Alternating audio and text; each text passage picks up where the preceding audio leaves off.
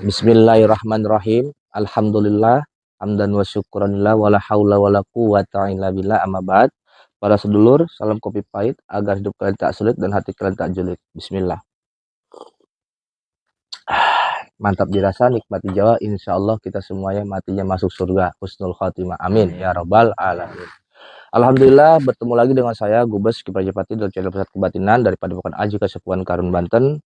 Teman-teman, di sini saya ingin uh, melakukan penarikan pusaka, yaitu menguji menggembleng para praktisi murid dari Padepokan Aji Kasepuhan Karun, Banten, yaitu kepada murid saya Sueb dan murid saya Rifki yang sedang menjalankan lelaku tirakat penyucian diri, yaitu buktinya apabila mereka ini sudah hatam dan mumpuni yang dia lakukan adalah benar dalam lelaku tirakatnya, dalam penyucian diri, pembersihan diri dengan puasa muti mereka selama 41 hari, maka mereka itu harus wajib diuji kepercayaannya, yaitu 3. 1, diuji kegaiban terawangan perewangannya. Kedua adalah diuji dalam penarikan pusakanya. Dan yang ketiga diuji dalam mereka punya doa yang mustajabah. Apabila 3 ini sudah diatasi, sudah terkabul, ya, maka mereka sudah mumpuni dalam suatu keilmuan. Dengan bersihnya mereka sudah punya diri, dengan terbukanya mereka punya kundalini, dan terbukanya mereka dalam punya cakra mahkota. Jadi saya di sini sebagai pembimbing ingin menggembleng mereka berdua. Insya Allah nanti akan dibantu oleh host, ya, karena saya tidak ikut dalam penarikan pusaka. Nanti ada hostnya, yaitu guru besar kita Ki Ageng Cakrabaruna atau Ki Ageng Sangyang Guru dari Padepokan Ki Darmas Kumbang Siliwangi. Jadi teman-teman, di sini adalah konten yang dimana insya Allah akan memberikan wawasan yang positif untuk para subscriber akun Ki Prajapati. Dan jangan lupa di subscribe juga akun Pusat Kebatinan dan akun Ki Darmas Kumbang Siliwangi dan akun Kang Sueb Official. Ya, ada beberapa akun yang memang masih naungan dari padepokan kami, yaitu Aji Kasepuhan Karun, Banten. Sebelum mereka beranjak ke lokasi TKP dalam penarikan, saya ingin berbicara dulu kepada mereka selama mereka menjalankan suatu ritual tirakat, fenomena apa, fantasi apa yang mereka dapat ketika menjalankan puasa muti yang sekarang mereka ini sudah sampai di hari ke-27. Nah, berarti masih ada berapa hari lagi itu untuk khataman. Nah, setiap seminggu sekalinya mereka itu saya uji. Dan alhamdulillah dalam terawangan Rogo Sukmo mereka sudah mumpuni dan saya sudah tes. Sekarang itu pengetesan kedua, itu penarikan pusaka secara langsung di tempat TKP maupun secara khodam maupun secara apapun, kita akan uji mereka. Nah, sebelum mereka nanti ke TKP, saya mau ingin bertanya dulu, cakap-cakap dulu, fantasi apa, dimensi apa yang mereka sudah masuki selama mereka menjalankan lelaku tirakat ritual puasa muti selama 41 hari. Pertama-tama saya akan bicara kepada Kang Sueb. Assalamualaikum. Waalaikumsalam Ya, warahmatullahi wabarakatuh. Kang Sueb, bagaimana fantasi dimensi selama menjalankan lelaku tirakat ritual penyucian diri selama 41 hari, sekarang ini sudah 27 hari. Bagaimana, apa fantasi apa biar para sedulur kita, para sahabat kita mengetahui sensasi-sensasinya yang dirasakan ketika melakukan pemuasaan muti penyucian diri. Silakan. Ya, sebelumnya Assalamualaikum warahmatullahi wabarakatuh. Salam sejahtera untuk semuanya, salam spiritual, salam rahayu untuk para Rahayu. sedulurku semua. Yang pertama saya akan sedikit berbagi cerita ataupun pengalaman ya, pengalaman spiritual saya guru ya. Pengalaman spiritual saya setelah saya melakoni ritual yang sedang dijalankan oleh saya ya. Yang pertama yang pastinya ketika kita melakoni sebuah ritual itu memang ujian dan cobaannya itu berat, tidak segampang apa yang diomongkan. Tapi dengan tekad kita yang bulat, insya Allah itu bisa kita lewati sampai di hari ke-27 ini ya. Nah, untuk fenomenanya yang pastinya banyaklah fenomena yang nggak bisa saya sebutkan satu persatu, mungkin garis besarnya saja lah.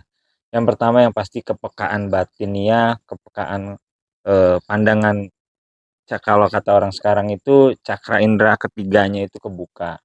Dan secara Goibnya pun kita bisa berinteraksi ya, berinteraksi dengan goib itu kita bisa berkomunikasi, bukan cuma sekedar memandang ataupun melihat, tapi bisa berkomunikasi seperti hal layaknya pada manusia biasa. Bedanya itu goib gitu. Seperti itu fenomena yang saya alami. Mungkin fenomena teman-teman mungkin lebih dari itu, tapi itulah yang saya alami selama proses ritual ataupun lakon yang sedang saya jalani. Jadi banyaklah fenomena yang memang ada yang harus saya sampaikan dan ada yang tidak harus saya sampaikan kepada sedulurku semua ya. Mungkin itu untuk pengalaman saya pribadi, tapi pada umumnya banyak fenomena yang membuat di situ kita menjadi tambah wawasan lah ya, tambah wawasan, takjub ya, takjub dari segi kegoibannya itu takjub lah kalau saya bilang ketika kita menjalankan sebuah laku ritual mutih ya ataupun penyucian diri ya, itu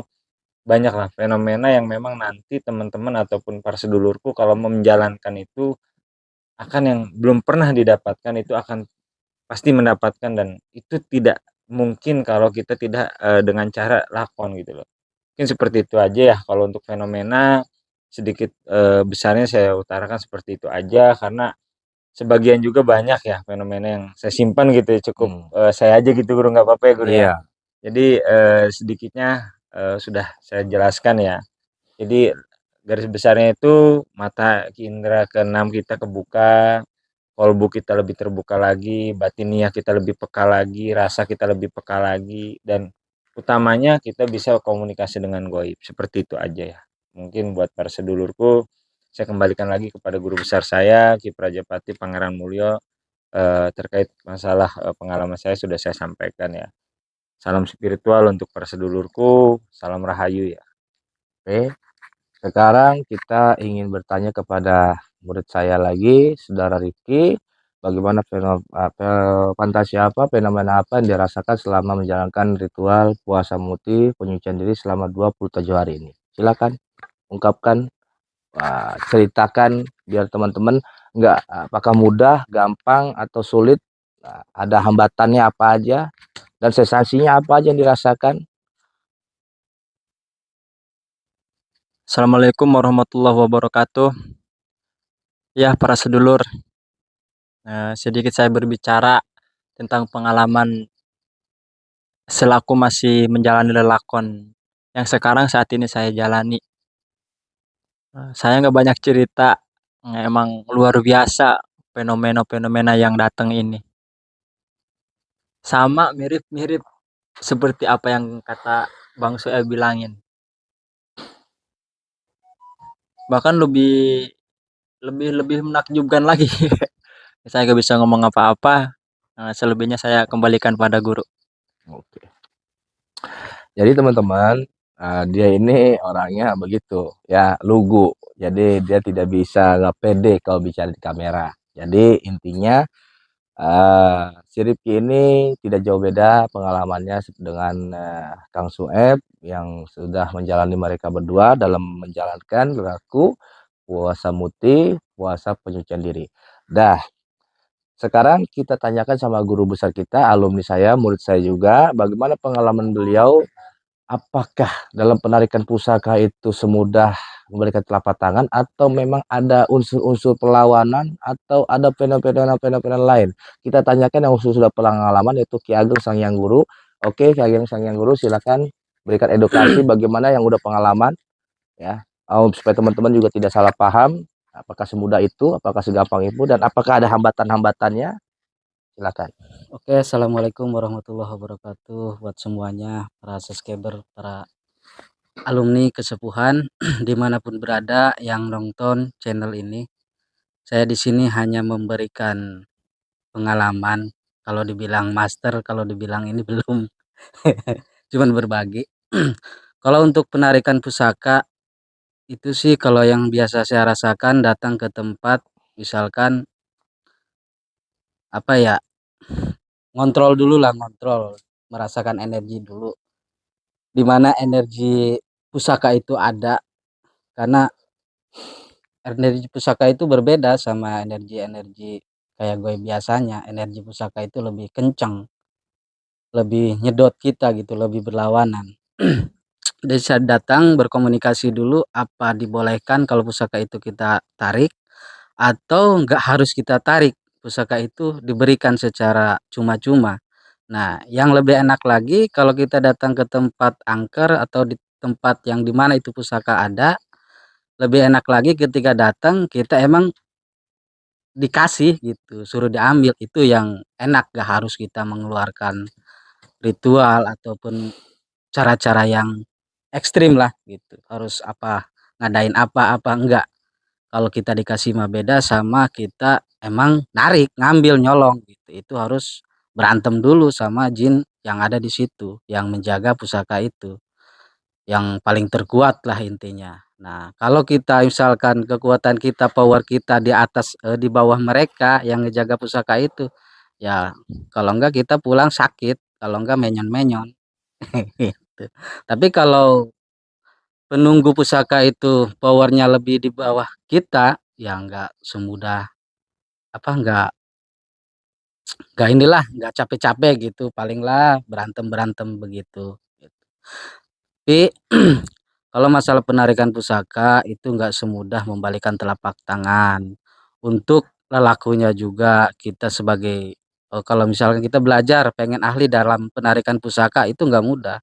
Enggak cuman puasa-puasa aja. Itu ada lelaku yang harus kita lewati seperti puasa singkong 41 hari, puasa daun-daunan, itu yang harus kita lewatin. Kayak mati geni apa, kayak gitu para sedulur. Jadi nggak mudah sebenarnya mah untuk menarik-menarik pusaka itu. Jadi untuk selebihnya itulah pengalaman yang saya alami ketika saya berkoneksi ataupun mendapatkan sinyal ketika saya berjalan ke tempat-tempat angker ataupun ke tempat keramat.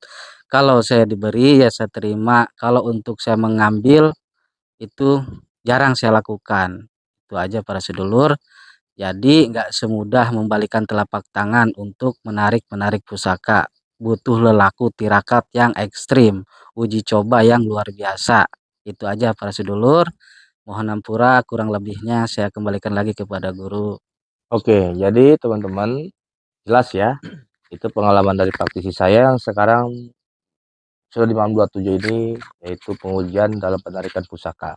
Dan tadi pengalaman dari Ki Ageng yang sudah mahir ya, yang sudah banyak murid. Jangan lupa di subscribe, akunnya adalah Ki Darmas Kumbang Siliwangi. Dan juga Kang Sueb, akunnya Kang Sueb Official. Dan saya sendiri Ki Prajapati dan Pusat Kebatinan.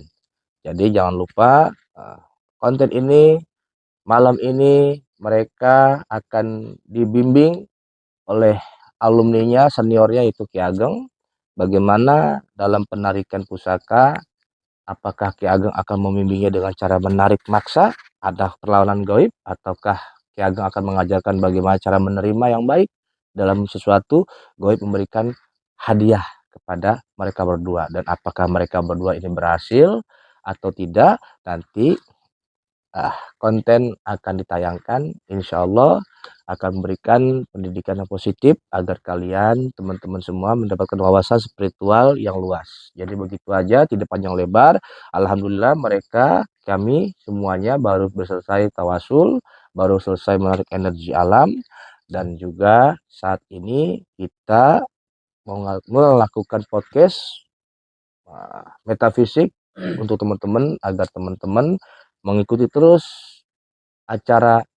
tiap acara kegiatan dari padepokan kami. Insya Allah kalau konten ini bagus, kami akan terus menyelusuri, mencari barang-barang bertuah dimanapun tempatnya. Jadi kalau teman-teman nanti di kampungnya ada tempat bertuah, silakan boleh hubungi padepokan kami dan kami akan datang ke sana. Ya, nah malam ini kami akan menguji Kang Sueb dan Kang Rifki dalam penarikan pusaka. Apakah yang didapat nanti? Apakah pusaka keris, ataukah mustika, ataukah lain sebagainya? Nanti konten yang akan menayangkannya. Begitu aja. Simak terus. Jangan lupa di subscribe, comment, and share. Terima kasih. Jazakallah. Assalamualaikum warahmatullahi wabarakatuh. Salam spiritual Nusantara. Rahayu. Oke.